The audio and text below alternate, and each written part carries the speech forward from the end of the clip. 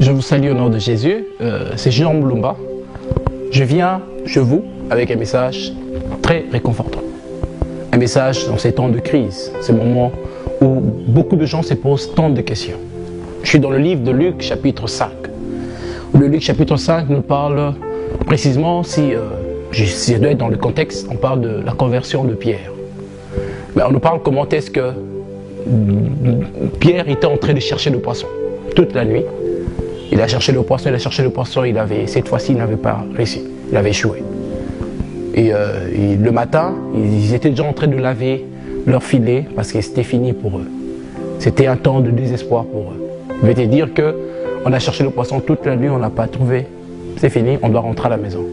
Et Jésus vient en ces moments-là, le matin, pour leur dire, cédez-moi d'abord la barque de prêcher l'évangile. Jésus a demandé la barque, il a prêché l'évangile.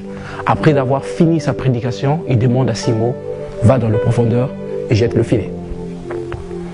Et Simon dit une phrase, il dit que, Seigneur, j'ai cherché le poisson toute la nuit, je n'ai pas trouvé. Mais sur ta parole, je jeterai le filet. Mais pourquoi il souligne cela? Parce que tout pécheur, si le pécheur me suit, ils peuvent quand même le confirmer en disant que tout bon pécheur, le moment favorable d'attraper le poisson, c'est la nuit. Mais ils ont cherché le poisson la nuit, ils n'ont pas trouvé. Et Jésus vient le matin, un moment défavorable, un moment où un pécheur ne peut même pas espérer d'attraper le poisson. Jésus vient en ce moment. Il dit à Simon, va dans le profondeur, jette le filet. Je souligne en disant à une personne, Jésus ne viendra pas seulement dans ta vie dans le moment favorable. Il peut-être viendra dans ta vie dans le temps défavorable, dans le moment où tu n'espères plus à rien, dans le moment où personne ne croit à rien. C'est le moment où Jésus viendra. Et quand il viendra dans ta vie, il va te demander de faire quelque chose. Et c'est ton obéissance à ce qu'il te dira qui te conduira à un miracle. Et ce que j'aime encore de plus, c'est quoi? Pierre obéit à la parole de Dieu. Il jette le filet.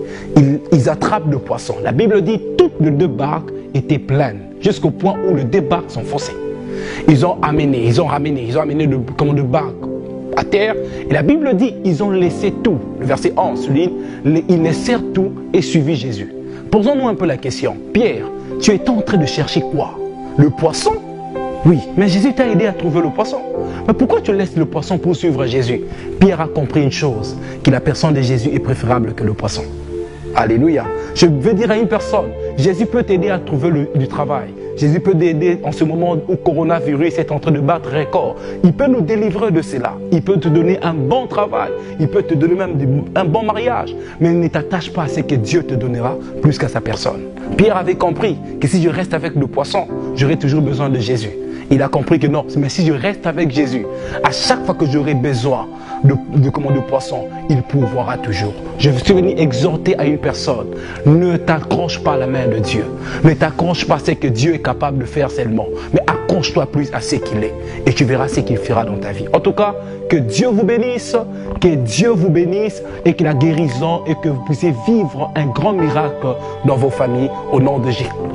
Amen. Que Dieu vous bénisse.